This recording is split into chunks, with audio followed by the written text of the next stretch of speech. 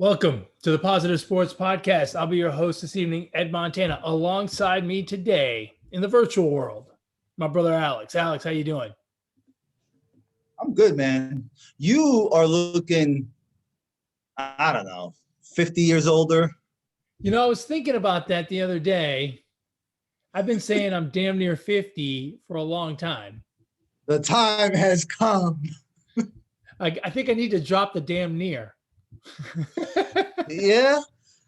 Happy birthday, bro. Thanks, man.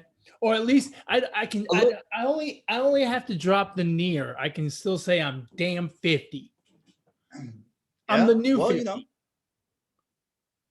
there is no new 50. There's not an old 50 to be a new 50. There's just 150. No. I'm the new 50. There was a 50, that 50-cent guy. I'm more like a $50 guy. You're 50 Montana. That's right. That sounds good too. You know, it kind of works. $50, 50 Montana, $50 Montana. How was your birthday, man? Did you spend it good? It was good. It was good. Enjoy? I didn't do anything crazy. Had the family in town, had the grandbaby in town, so that was fun.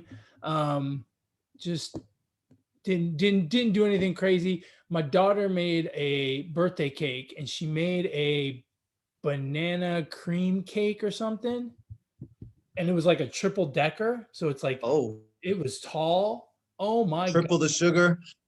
That was so good. It had like vanilla, some kind of vanilla cream in the middle, and then the frosting was that cheesecake frosting. It was so good. I ate so much cake. Sure you did. Yeah. So nothing says old like being a grandpa and hitting 50. You know that? Maybe. Hey, can I get my AARP card now? I mean, is 50 when you get your AARP card? I don't know. I haven't looked that far into my into your future. My future. Look, I'm just happy I made it to half a century. All I got to do is make it another half century. Now you start hitting your midlife crisis. Now you're gonna get the convertible. You're gonna let your hair grow so you the wind could, you're gonna dye your hair. I don't think so. Somehow I don't think that's good. I've already had a convertible. True. I don't think I'm gonna do that. I mean, I get might. some tattoos, get a face tattoo, Now that's something I might want to do. I've always thought a little face ink would look good on me. Mike Tyson pulled it off, man. Come on, you can do it. Yeah, I mean, and I'm kind of like Mike Tyson, similar, right? Yeah. Similar build and everything. Right. Yeah, absolutely. Virtually identical. Anyway, so have you been watching the NBA playoffs? Listen, if this was a lie detector test, I would fail if I said yes. Eastern Conference Finals, I have not watched 1 minute. Western Conference, I'm a little bit more invested in it. So here are my comments, right? So we lost all of the star power, right? No Brooklyn Nets with their big three with Durant, Irving, and Harden. No LeBron James, no Steph Curry. And, for as much as people like the Greek Freak, he really doesn't. I don't think he really moves the needle. So here we are with 4 teams left, and I don't think people are watching. I don't think people are paying attention. And you add to that the injuries, right? So, yeah, you've got in the West, you've got Kawhi Leonard, who, well, he's not the most charismatic guy in the world, is an awesome basketball player. He's been out for a while. Trae Young was out.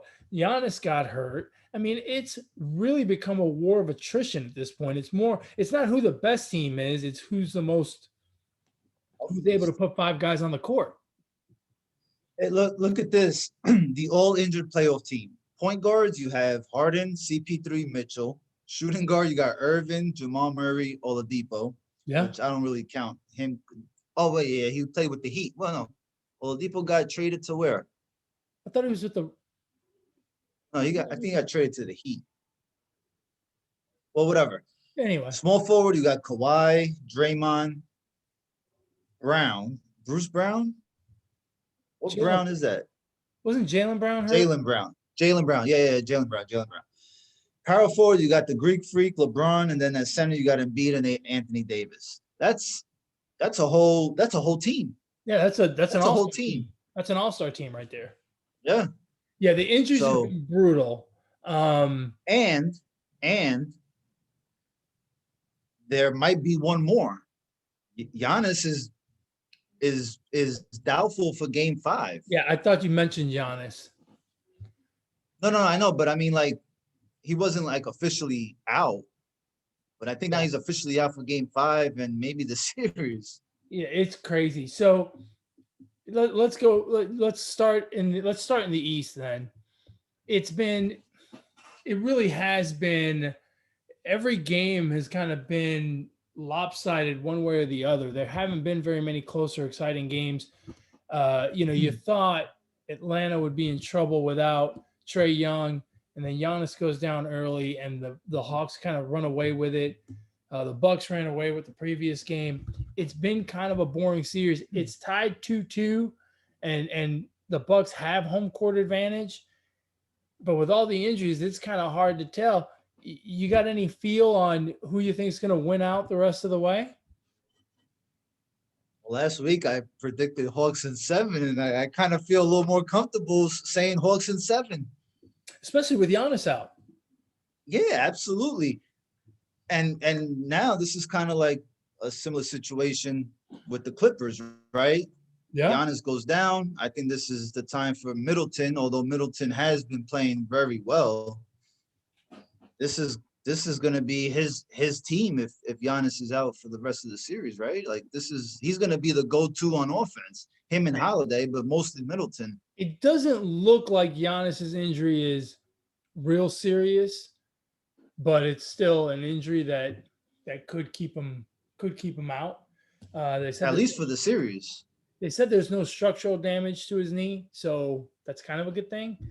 But you got to wonder how he's going to come back. And the same thing with Trae Young, right? I mean, he's a guy who depends on shooting and cutting to the basket and stuff. It's going to be rough with a bad ankle. So I don't know.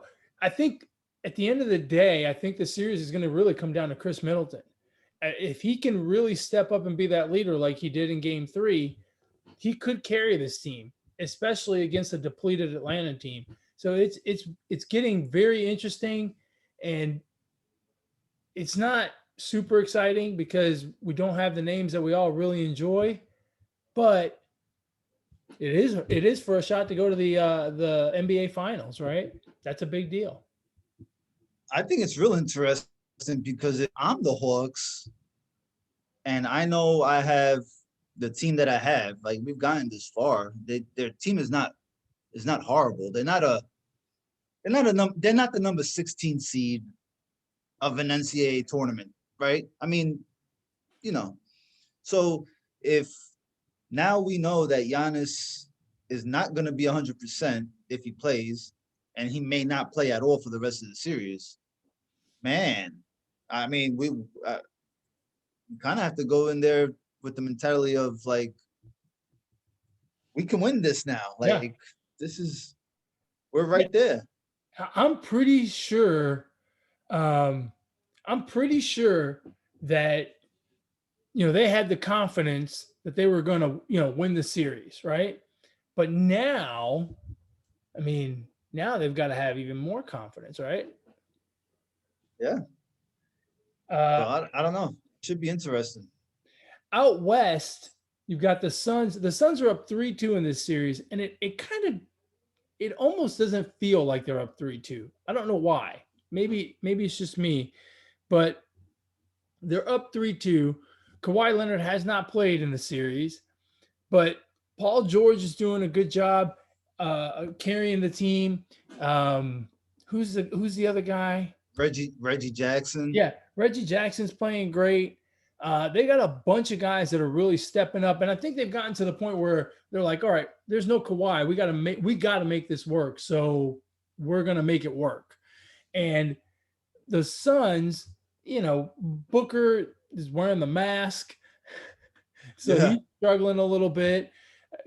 Chris Paul's coming back from the COVID protocol. I don't know if he actually had COVID or not, but he hasn't looked quite right yet. And they're going to play game 6 in LA. And I think all the pressure is on the Suns. If they don't close it out here, if they have to come back to Phoenix to play a game 7, especially after they just lost to the Clippers in game 5, I'm worried that they may not be able to handle the pressure of a game 7. That's still a young team.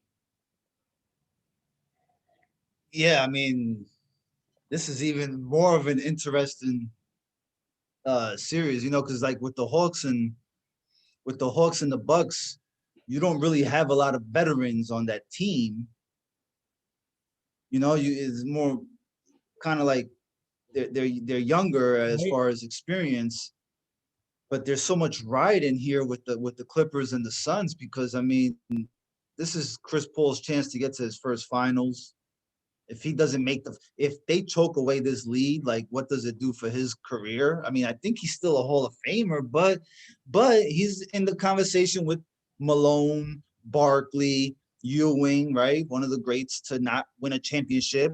Well, and not even Then get you to the have finals. Not even get to the not even get to finals. the finals, Not even been to the right? finals.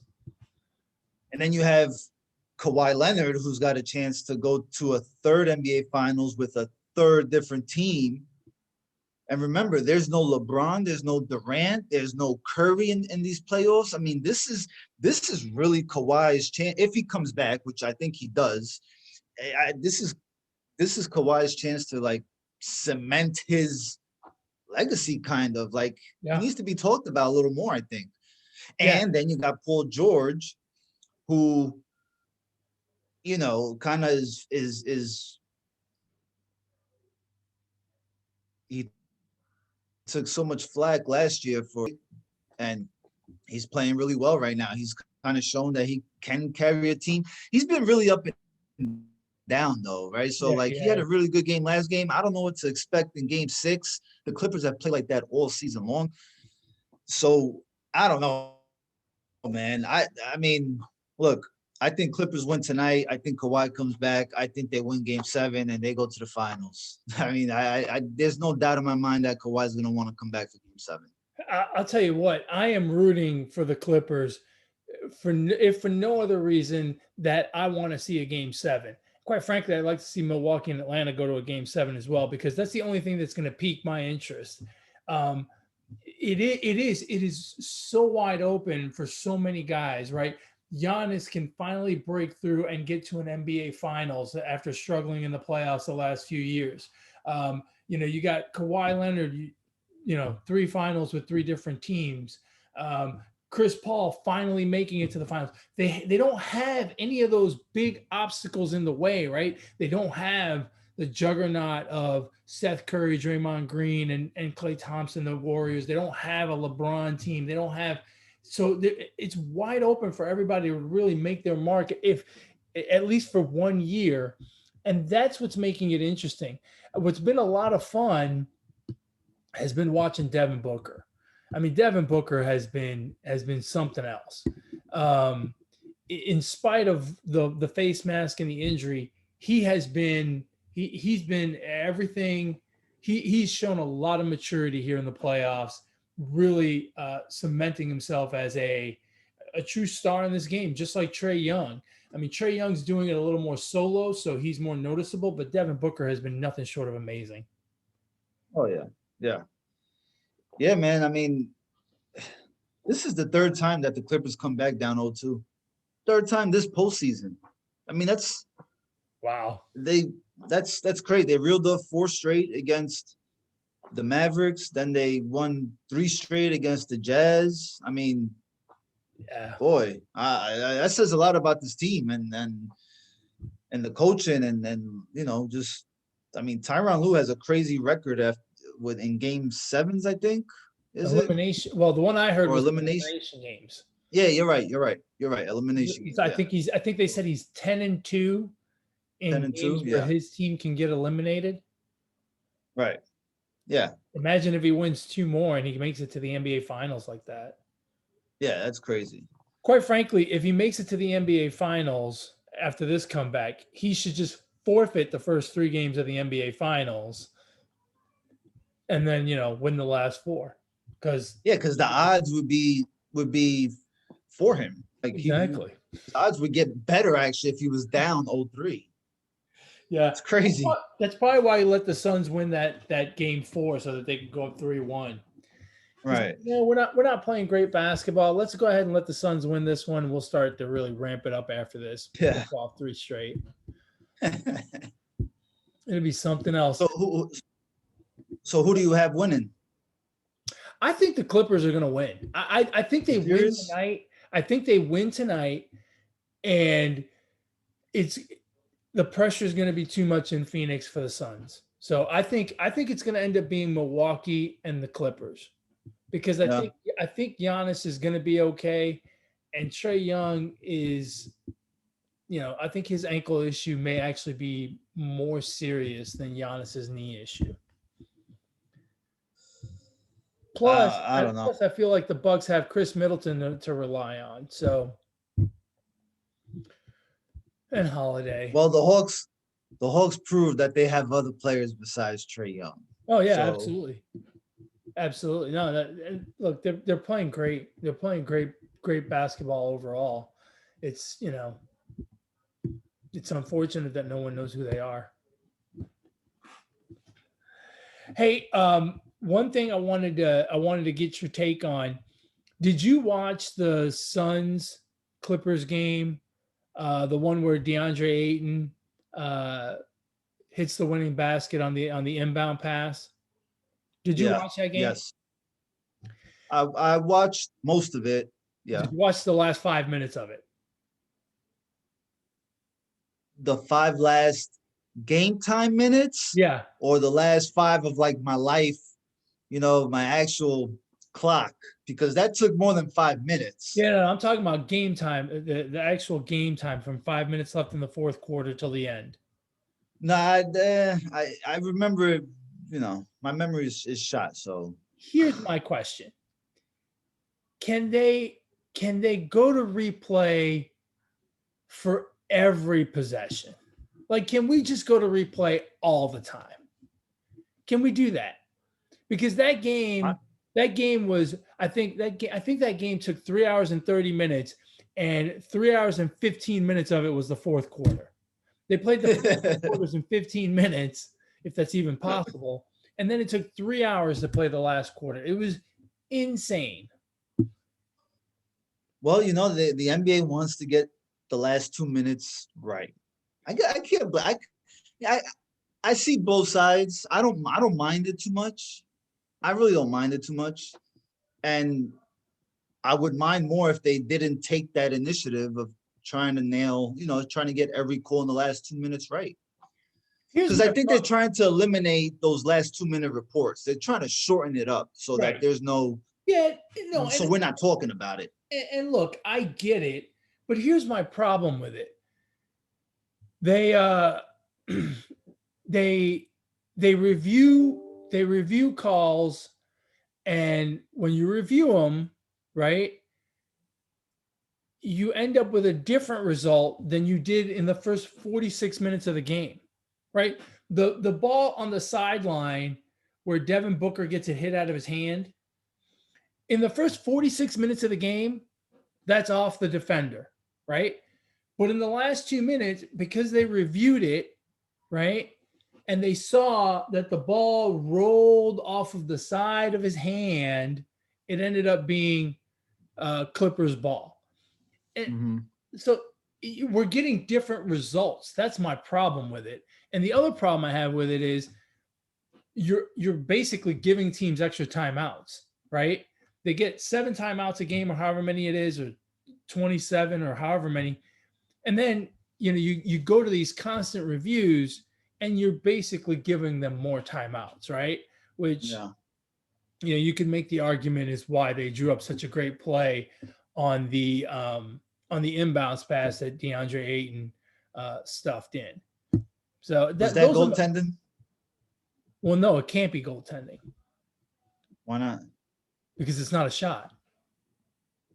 But the ball was pretty close to being over the over the It was rim. over the rim, but it's not a shot. If he throws that inbounds pass and DeAndre Ayton does not touch it and it goes in the hoop, it's Clippers basketball. Mm-hmm. Right? You can't score on an inbounds pass. And if you can't score on an inbounds pass, it is by definition not a shot. And so if it's not a shot, there's no rebound, there's no interference. Right. Oh, okay. All right. Well, that's how that shakes out. And DeAndre Ayton may not have known that, but for the fact that there was a replay that gave the Suns basically a timeout where they could discuss that in the huddle. And in fact, I think I saw the coach tell him that in the huddle. See, it affected the game. Man, they had some crazy, awesome camera angles on that play. Like, from like on the court. Like the Phantom camera or something like that. I mean, it was fucking awesome. I'll tell you what, noise of the crowd and all that. The one thing that this whole replay thing has done is you get some incredible camera work now, right? Like, yeah. And they put the distance on there on certain things and they, rotate it 360 and whatnot. The camera work is insane. Some of the things you see them do, it's really cool. However, it takes too goddamn long and we can't have 15 reviews in the last 35 seconds of the game. So yeah, Twitter was going crazy at the end of that game, but I'm sure. I don't know. I mean, it doesn't bother me that much. It's whatever. It was fun. It was fun to watch, but I think it was only really fun to watch if you did not have a rooting interest. Mm-hmm. Right? I mean, if you had a rooting interest, it had to drive you bananas, right? They'll call on Devin Booker specifically, and then if you're a Clippers fan, the extra timeout, so to speak. I mean, that stuff just has to be driving people crazy. If you're rooting for somebody, it drives you nuts. Yeah. No, I agree. If you're like you and me and we're sitting around having a beer watching the game, we don't care. We're just like, hey, cool, more drama. We'll watch it. Or if you had money on it. Oh, God. Can you imagine? Can you imagine if you had the money line on that game? I don't know what the line was, but because I think, if I'm not mistaken, the Suns were favored by quite a bit, weren't they? Or maybe the Clippers. I'm sure they were. Well, no, because that was the game in LA, right? So that the Clippers would have been. Oh, no. That game was in Phoenix. Because the fans were going crazy. Yeah, so then they were probably favored big. So, yeah, the money line would have made a difference. Yeah. I mean, that's what happens when you gamble, right? Yeah. Well, speaking of the impact of the referees, what do you think about the first 10 days of the MLB no sticky stuff policy? It works. They have the best. In 10 days, they call one player. I mean, the fuck?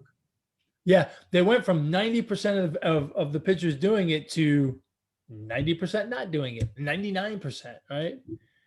Now, I'm no conspiracy theorist, but I'm going to be one for this situation here on this Seattle Mariner pitcher. The one that got caught? That got busted. Yeah? Yeah, what's his name? Hector. Exactly. Nobody knows the guy, right? So let's take the 758th Major League Baseball player, okay? And let's pin this sticky, tacky, tucky, whatever stuff on him. I don't know, man. I mean, how dumb do you have to be? Right? Like, how dumb do you have to be? He's appealing. He's appealing. He's appealing, and he's saying the only thing that was on his glove was rosin and water. Yeah, that's the same thing I've read. So okay, all right. So let's keep going with your with that right there. He appeals. He wins the appeal.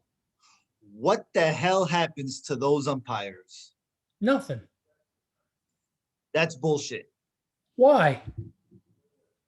It is their job. They are detectives now. How can you fail at detective work? Hey, I'm gonna go out on a limb and say none of those umpires had a chemistry degree. It's not their fault. They're doing the best they can. All they had, look, it's not like they have a microscope out there to tell them, that they could put it under the microscope and see what it is. They're going by simple visual observation. Well, time to change the game, Manfred. We need microscopes. We need telescopes. No, you know what we need? You know what we need in those instances? Replay. To replay Replay. these Yeah. guys. Go back to replay and follow, because there's a camera somewhere where you could, there's multiple cameras, multiple angles, right? So chances are that pitcher and that glove were within a camera shot the entire day. So you just go back to the video and follow them all day long. Just do a little triangulation with all the different cameras in the ballpark, and you'll see if he puts sticky stuff on there or not. I don't get it, man. I mean, that's a real dumb. See, because listen, if he's appealing, that's fine. But if it comes out that it is in fact he was cheating, he's a fucking dumbass. Because at least the steroid guys have a chance of failing a freaking test, a steroid test, a piss test. Okay, I mean, either this guy was cheating or he was not. Either he was using the sticky stuff or he was not. He's a complete dumbass, this guy, and no wonder he plays in Seattle. I mean, I don't get it. Here's my question. So,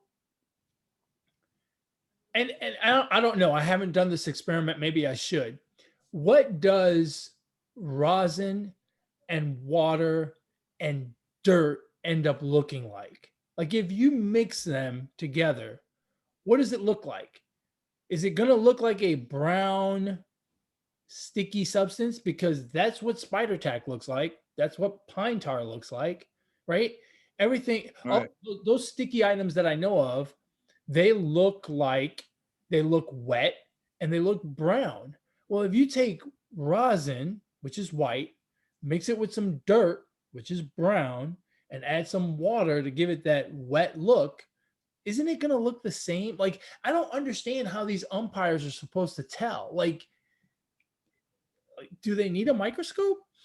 Can they invent like one of those field tests that cops use for cocaine, where they stick it in the little baggie and shake it, the liquid turns blue, you're going to jail. Do they have that for sticky stuff? Either that or just, fucking call out the chemist, from the dugout and have him, Yeah. And here's my question. So they confiscated the glove, right? If they take the glove, let's just say, for instance, that it was the 9th inning of the game, right? And that pitcher got yanked, right? Got let's say Joe Girardi was on the other side. The Mariners were up 3-2, and Joe Girardi said, "Hey, you need to check that guy right now because I think he's cheating." And they go over there and they look at his glove and they say, "Oh yeah, he's cheating. He's ejected, and he's going to get suspended." And then the next pitcher comes in and he gives up a 2-run home run and they lose the game 4-3, right? The whole time the other pitcher's saying, "I didn't use anything." And then they send the glove to the lab and they find out, once they put it under the microscope and the blue light and they put it in the little cocaine tester, they find out that it's rosin and water. Can the Mariners then go back and appeal that game and then play it from the point that pitcher got thrown out? Listen, bro, you can't keep coming up with these scenarios, because baseball is like 20 steps behind that. Like, they're not thinking that far in advance, bro. That's a legit question in my eyes. I mean, what the hell do you do, right? Like, what happens? Do you go replay the game? I mean, and here's my other question. It's a Go ahead. sticky situation, bro. Here's my other question. Here's my other question. If the umpires are going to check the pitchers every inning and they're going to check the relievers when they get pulled out of the game,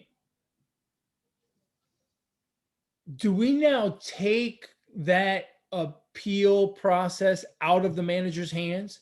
Like the whole thing with Joe Girardi and Max Scherzer, right, became a spectacle because Joe Girardi said, I've never seen him run his hand through his hair like that, which is a good point. I get it. But that would have been something to investigate prior to June 21st when no one was checking. Now, Right. when the umpires are checking every inning, I don't give a fuck what your concern is.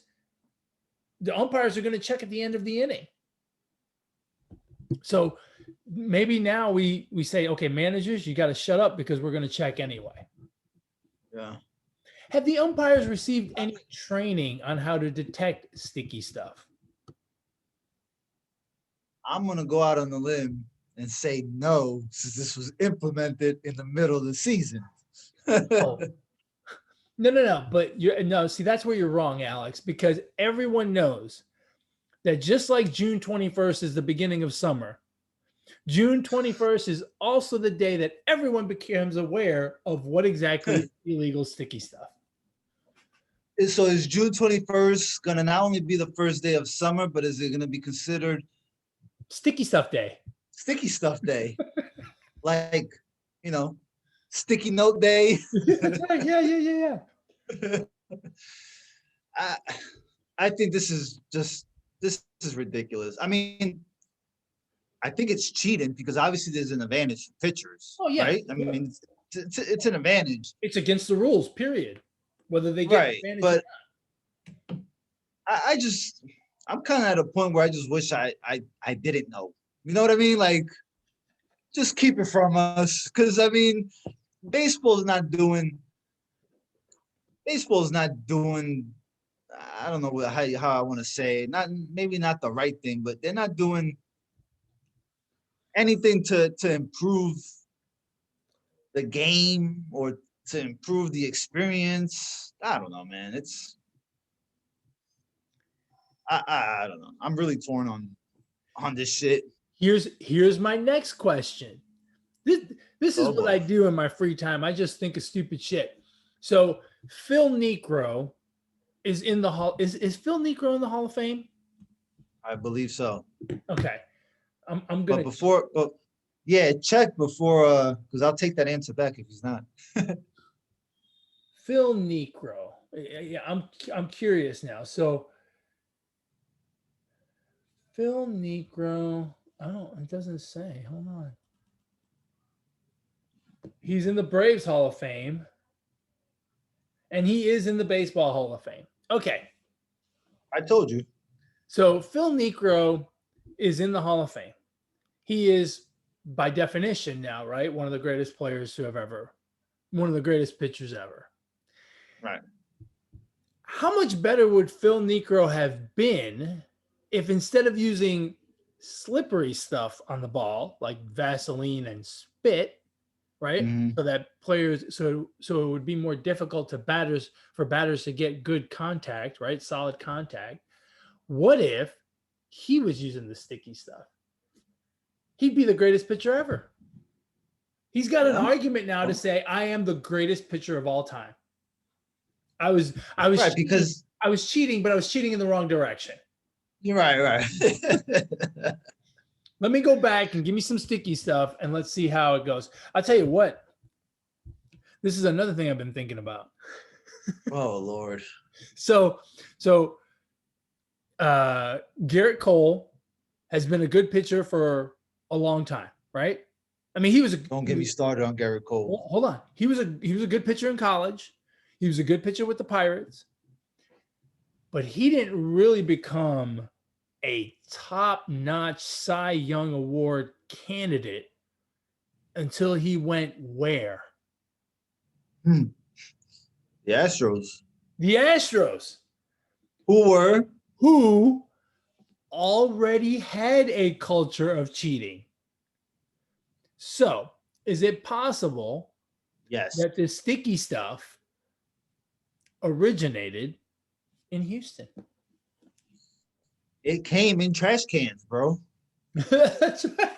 You know how oil comes in barrels? They were getting this shit shipped. Yeah, they bought it by the trash can Right. instead of by the case. And listen, I tell you what, when he first came down to Houston that first year, his numbers went up considerably, and yeah, I should say improved considerably. And one of the things I read an article where one of the things was that the Astros had somehow found a way to increase the spin rate on his fastball, thus creating more movement. And I read that and I thought, oh, great. And then I thought, I didn't think anything of it. But now I right. think, things that make you go, Well, even if you didn't think that, if you saw his post game interview last week, 2 weeks ago about this stuff, did you see that interview? Or yeah, the quick 2 minute? the first He one. sounded pathetic, bro. Like he sounded like a whiny little biatch. Yeah. So you're talking about the interview where, yeah, so look at this. So his whip with the Pirates, 1.1.2, 1.2, 1.1, 1.4, 1.3. His whip with the Astros the very next year, 1. The next year, 0.9. The next year, 1. Damn. I'm just saying. I'm not saying, I'm just saying. It's saying a lot. Yeah, my favorite Garrett Cole moment was when they asked him, "Have you ever used any sticky foreign substance while pitching?" And he stood there and stared at the camera. I guess he thought like it was going to go away, Right. but he was just. And then when he realized that they didn't go away, he said, "I don't know how to answer that." It's very simple, Garrett. Yes, Yes. I did, or no, I did not. You know what I would have done if I was Garrett Cole? Because it wasn't in person, right? It was through Zoom. Right. I would have glitched like a motherfucker on that one. I'd have been like, and that's what I would say about the sticky stuff. Yeah. Yeah. Yeah, that'll just freeze up. Yeah, just be like, oh, you got to give it with the eyes closed and everything, but the reporters would have been like, sorry, Garrett, you broke up there. Could you repeat that? Yeah. Man, that sounded terrible, man.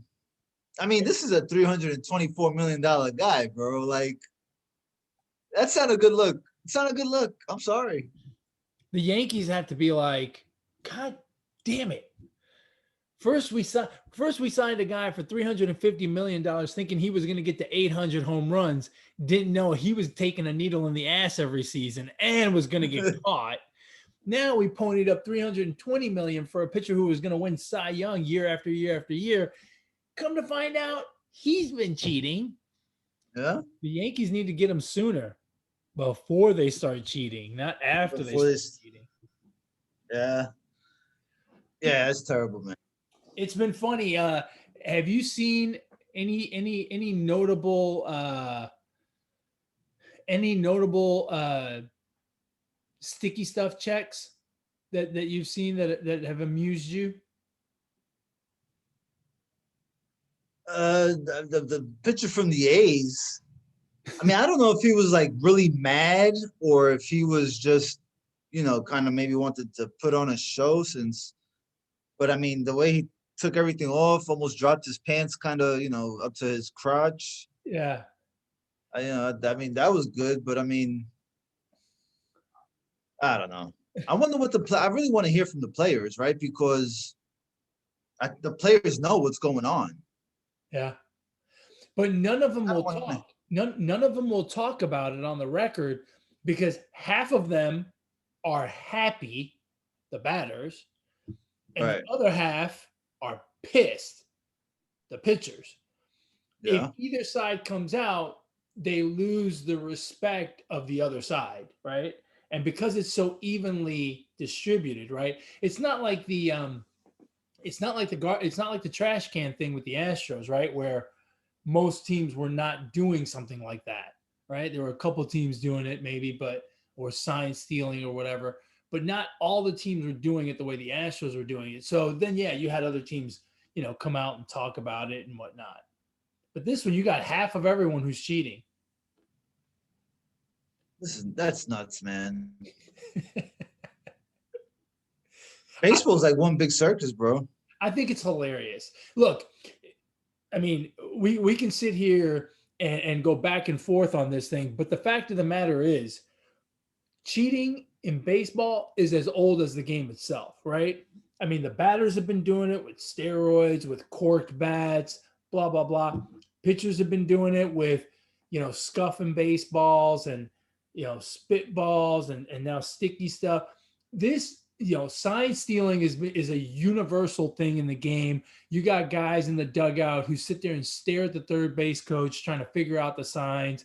I mean, look, it's been this way since the beginning of time, and this is just Yeah, I understand that.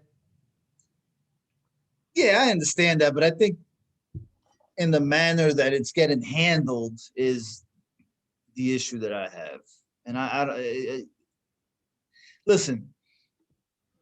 Major League Baseball is there's a lot of players involved, right? A lot of different people, but it's a small fraternity. You know what I mean? They're close. They talk. You can't tell me the commissioner did not know about what was going on. You can't tell me that. Oh no, absolutely. That's So and that's look, they knew about it in the preseason, and that's my problem with it. Is it took them 2.5 months of the regular season to say anything, let alone do something. And then they decided right, to do something. Um, then they decided to do something in the middle of the season, which is just that's the part I think is dumb and I don't agree with. yeah, yeah, But on the other hand, for all the pitchers that are whining and the guy from the A's that created that show, and even Max Scherzer to an extent, guys, shut the fuck up. You shouldn't have been cheating in the first place. yeah. And while maybe Sergio Romo never did it, and maybe Max Scherzer never did it, I'm pretty sure you've been on teams and on pitching staffs where half of your guys were doing it, if not more. Because Right. I think the more we talk about this and the more we see how this is shaking out, my guess is that it's probably, I said 75% of pitchers were using something that they shouldn't have been using. Now I'm starting to guess the numbers higher. Like 99.9. Um, yeah. And Hector didn't get the memo. Shit. Would have Hector was, done that. you know what? Hector was like, no way are they going to change the rules in the middle of the season. Well, yeah, they did. Yeah, Hector, you, they changed the rules. There you go. Baseball. you were the first dumbass to get caught. Yeah. Yeah. I mean, right, for the rest of the season, at least, it's got to be an intelligence test at this point, right? Yeah, because I mean, golly, this is not something you can just. I mean, it's in plain view, right? If you're cheating, you're cheating. Yeah. But I don't know. You know what I think they're gonna the next place that I think the pitchers are gonna go to put sticky stuff is in their pocket. The only problem is how do they go into their pocket without being seen? But if you notice, no one's turned a pocket inside out. Yeah. They've checked the belt, like even made them take the belt off. And for the umpires, it's got to be a little embarrassing, right? Like if you're suspicious as an umpire, so here's the thing, right? You walk out there and say, okay, let me see your glove and your hat. And that's what, and you're supposed to check their belt as well. But if you're not suspicious, you're like, I don't need to see your belt. Please don't take off your belt. So then you're gonna get the ones that are a little more suspicious, and then the ones that you're more suspicious of, you're gonna have to go that extra step of telling them, yeah, let me see your belt. It's like, Yeah. it just looks terrible. It's a terrible look. I mean, because if they put it in their pockets, are they gonna have the player turn their pocket inside out, or is the umpire gonna reach in and? I mean, then you could get really. Then you get some that'd be like an HR moment right there, like. Yeah, I wonder at what point does it become an HR issue, right? Yeah. I mean, like, is Sergio Romo, the guy from the A's, is he going to file some sort of complaint of sexual harassment when he dropped his pants? That guy kind of looked at me a little too long. Yeah. I thought it was a dick thing for him to do, and quite frankly, I've been saying this all along. The guys that are most bothered by this whole "I'm being checked" thing, those are the ones that were definitely cheating. Yeah. So I think Sergio Romo was definitely cheating. That's just the way that's just what I think. Either that or he was mocking the umpires and baseball pretty much. Because he could be the 0.1 that's not cheating. So I don't know. Yeah. I just think if you weren't, it's hard to say. I think if you weren't cheating, you kind of find the humor in it, like Ohtani and DeGrom. Which, by the way, as a Met fan, I am so happy that DeGrom has had good outings since the whole sticky stuff rule got implemented, and I'm super happy that he happened to be not just pitching on June 21st, but the first to pitch on June 21st, and therefore the first to be checked. And didn't get suspended, still had a great outing. And because, like you and I both have been running our gums about how great DeGrom is for a couple of years now. Imagine if he would have turned up sticky on day one. We never would have heard the end of it. Oh, fuck that. I'm defending him until whatever. Look, I'm giving Yankee fans a hard time. Yeah, I would too. I mean, like, congratulations. They haven't had a legit World Series since like 1947. Well, no, I'm not saying that, but it's just, No, I am. Whoever gets busted, that's who you're gonna tease. Yeah. All right, enough about the sticky stuff. We gotta peel away and move on. Look, I've been saying this for a few years now, and I think it's done, right? Like, I think it's good. It's finally going to happen, and I think we no longer need to have this discussion. But Ohtani is going to be the MVP, and rightfully so. Rightfully so. He leads the league in home runs. He's pitching great. If he makes it through the whole season, if he plays 150 games, he's the MVP. I don't care what anyone else does. I simply do not care. What if? So who's next on the? Is it Vlad Guerrero? Don't care. Right? Is he the favorite? Don't care. But what if the Angels don't make the playoffs? Again, don't care. But if my man goes out there and plays 150 games and he's in the top 5 in home runs, his OPS is over 1,000.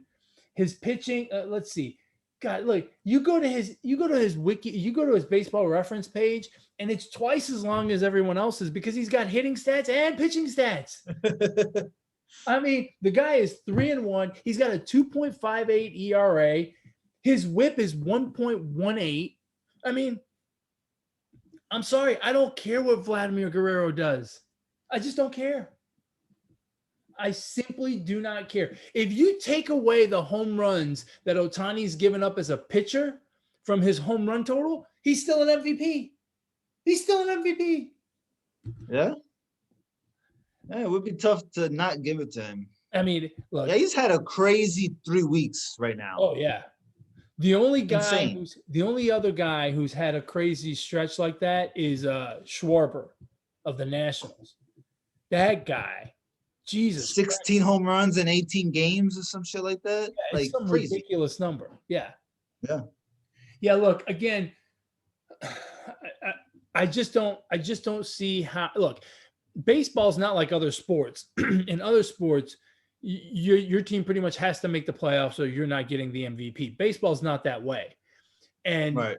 so I'm not worried about that. And look, they are missing their best one-way player, right? They're missing the best one-way player in the league in Mike Trout. Uh-huh. So, you can't blame Ohtani for that.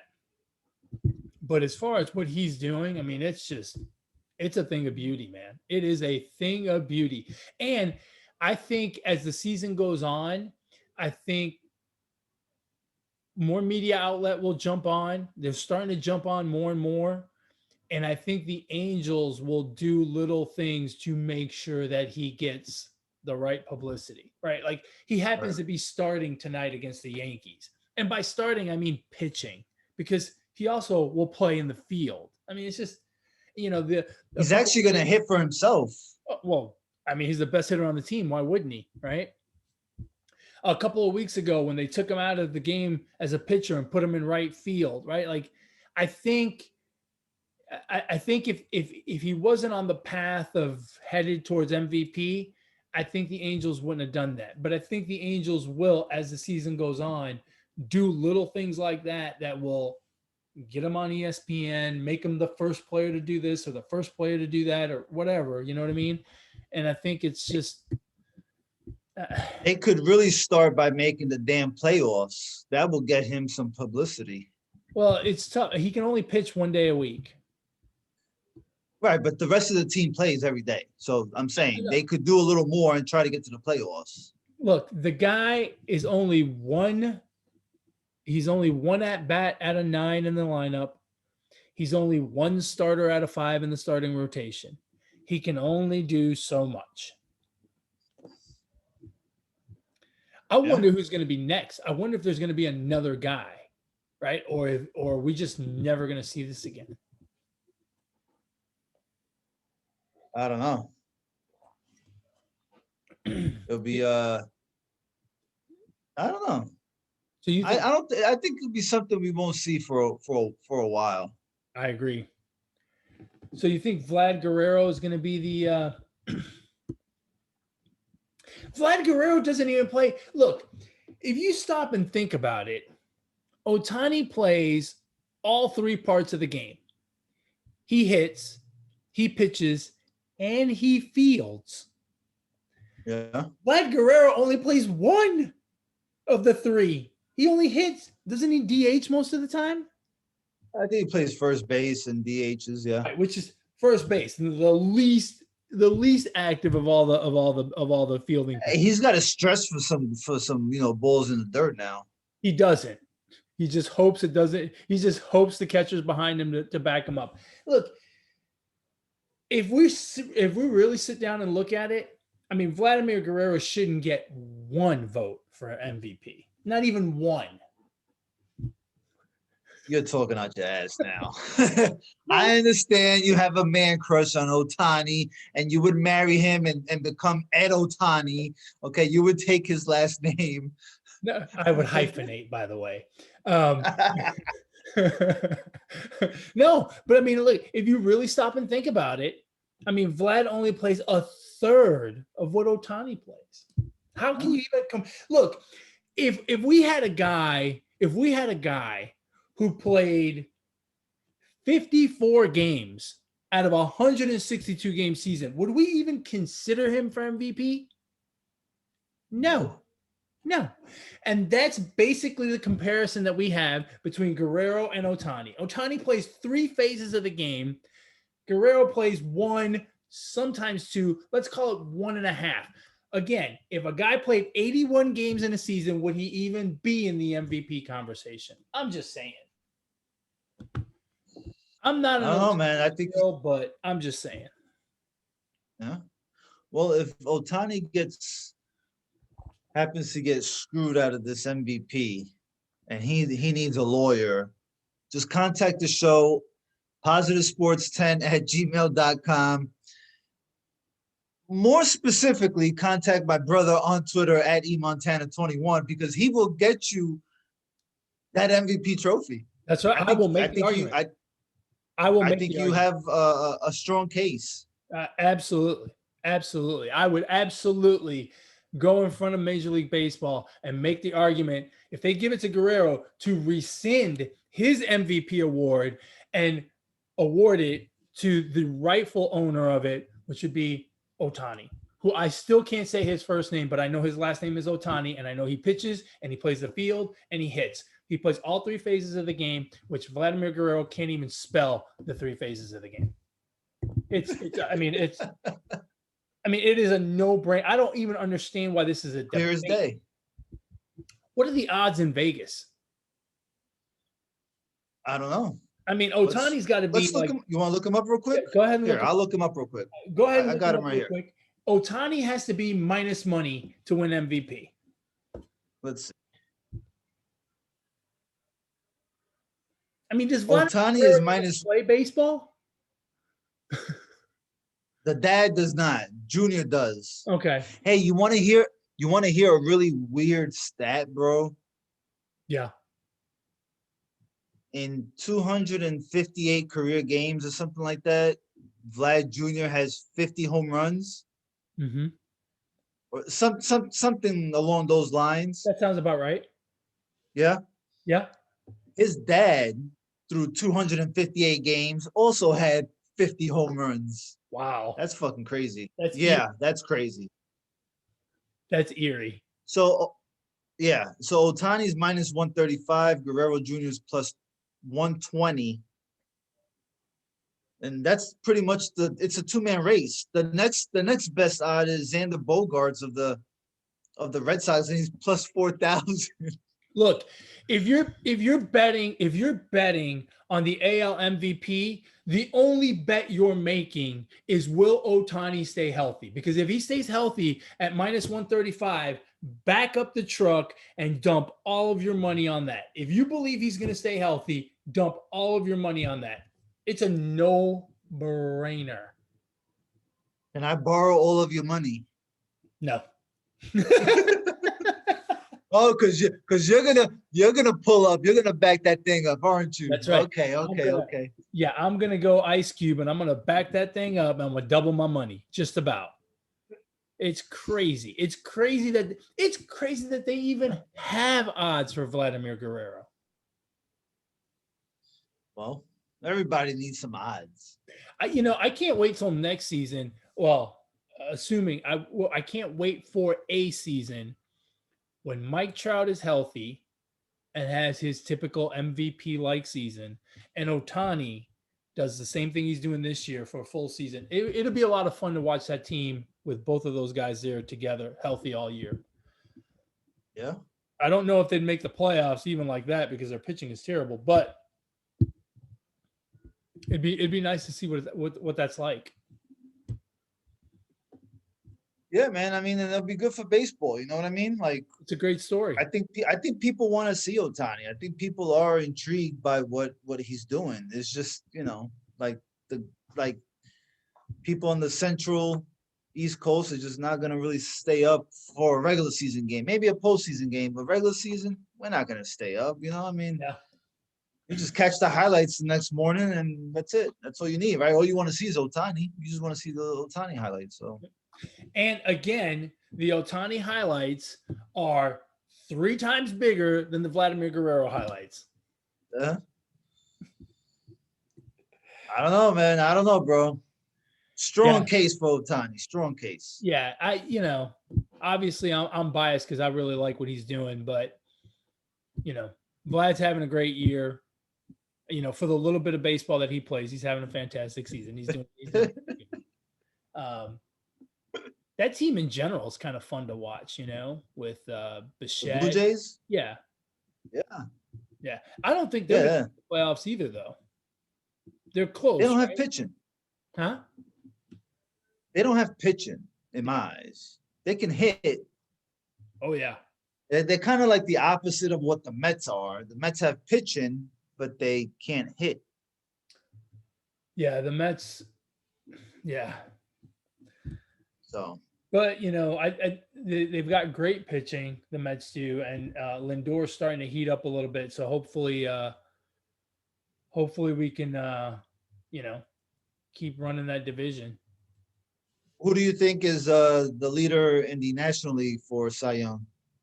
I mean for MVP. Oh, hold on for Cy Young. Hmm. For Cy Young, I'd have to give it to DeGrom. The way DeGrom's hitting, you might also make the argument for MVP, right? I mean, how many RBI does that guy have? More than runs he's given up. I know. So, you can make a serious argument for him that if he keeps up this pace throughout the season, an ERA of under 1, and, what's he at? 6 or 7 RBI? No, I think yeah, something like that. If he 7. makes it to 20, I mean, again, he's playing 2 parts of the game. Granted, he's only doing it every 5 days, but that's still half a part more than Vlad Guerrero. And he's the only one that's hitting for RBIs when he starts. Like the rest of the team is not. Yeah. So who do you think is so? Who do you think right now has the best odds for MVP in the National League?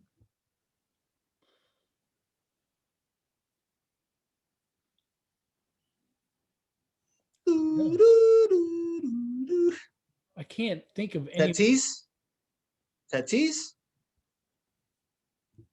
Yeah. DeGrom? You think it's DeGrom? I mean, no. I don't. I struggle with giving it to a pitcher unless he plays in the field the other 4 days of the. No, not who you're giving it to. Just who is. I mean, I know the answer, but who do you think is favorite? Acuna? Yeah. Acuna's, yeah, Acuna. Schwarber, Jesse Winker. It can't be a guy named Winker. I mean, that's just. I mean, I'm sorry. I'm sure he's very good. I agree. Yeah, you can Winker. It's actually DeGrom. Wow.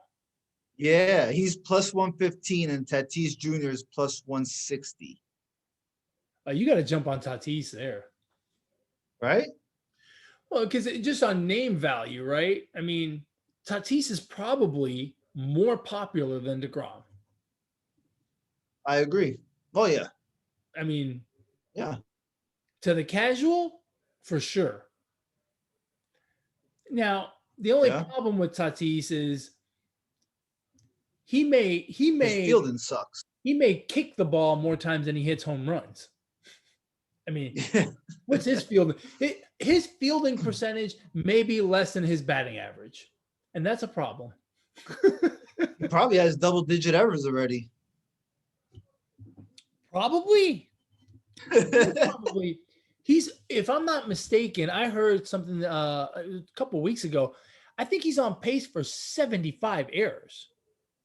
I think he had 15 errors in the first 40 games or some ridiculous number like that. So I'm gonna have to look this up. That's a lot, man. I mean, it's insane. But but it's funny with Tatis Jr. that stuff will get overlooked. Not by me. Not by you're not voting. You're not voting. Not by those of us that couldn't hit and were really good fielders. I don't care about that hitting stuff. Let me see what his feeling's like. Let's see. Yeah. He has 17 errors in 59 games. So he's gotten better. Wow. God, his fielding percentage is still 920. That's incredible. That's low. It is, but I thought it would be less than 90%. And he's got 17 errors. Right. 17 errors in 59 games. If he keeps that pace up, he's going to have 47 errors this year. I mean, how many? He definitely ain't winning a gold glove. No, Rollins ain't talking to him at all. Rollins has no idea who he is. They don't care. Nah. But yeah, it's crazy. And you know what? The funny thing is, or not funny, I guess. I mean, he's getting worse. So he had 18 errors in 82 games his first year. He only had 3 errors in 57 games last year before he got hurt. And then this year, wow. That's amazing. Can the San Francisco Giants keep this up? At this point, you got to say yes, right? Like, I mean, it's one thing. It's one thing to it's one thing to be in first place after April, right, or after May. We're at the end of June. I mean, We're headed into the All-Star break. we're halfway through the season. Most teams are right just short of halfway, 78 to 80 games right now.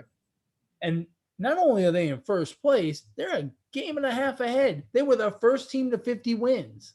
I mean, Yeah, that's pretty wild. They have, I think, up until last night. I don't know. I know they lost last night, so I don't know what happened to the percentage. Still, today they have the best record in baseball. You know who their manager is? Who?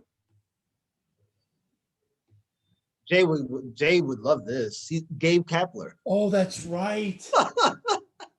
That's right. Well, you should love it too because you're a big stats guy. I'm a stats guy. I'm not an analytical guy. You're an analytics guy. You love analytics. You told me. Yeah, I love them. You told me you love the numbers, all the numbers, big numbers, small numbers. Yeah. They the second best team in baseball is the Red Sox, and right now they are 1, 2, 3 a game and they are a game and a half behind the Giants for the best record in baseball. I mean, those two have to be the most surprising teams of this season, right? The Giants more than the Red Sox, but I'll tell you, I saw but even the Red Sox. I saw a lot of articles that the Red Sox were not even going to be sniffing the playoffs this year. Yeah. And obviously they are very much in it. That division in general is pretty good because I think the Rays are an interesting team. Then you've got the Blue Jays with all their offense. The Yankees, they're 7.5 games out, which seems like a lot, but they're 41 and 38. It's not like they're terrible.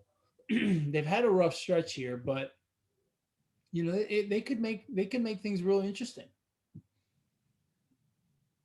So yeah, we'll see. But it's baseball's fun when you get into the summer. I love it. Hey, and I'll tell you what, the All-Star break, that'd be good exposure for Ohtani because he'll be in the home run derby.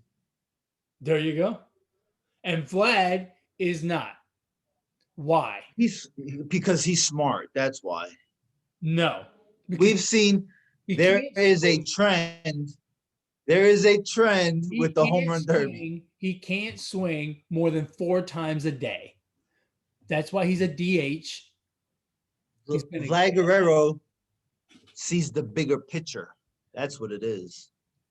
He's not worried about pitching and batting and fielding. Look, if he could see the bigger picture, he'd play more than 1/3 of the game. He's saving himself, bro. This is called managing his load. Yeah, what does he think he is, a basketball player? Speaking of which, can we get any more complaining from NBA players about the schedule? The season is over. We are down to 4 teams. There's 30 teams that are out of the playoffs, and all I keep hearing about is LeBron James complaining about the schedule this year because it was compressed. Oh yeah, because they came back too soon. Yeah, and the season was compressed. I'll give him that. They did come back too soon because it ended. It ended what they're used to, right? But I mean, hey, read my lips. Who cares? It was the same for everybody. Right, but these players, they've developed a routine for 10 plus years or whatever. I wouldn't be surprised if this is the cause of some injuries. You know what I'm saying? Look, it may have been, but Why is it? Here's my problem with the whole complaining about it. They're complaining that they came back earlier because last season went longer.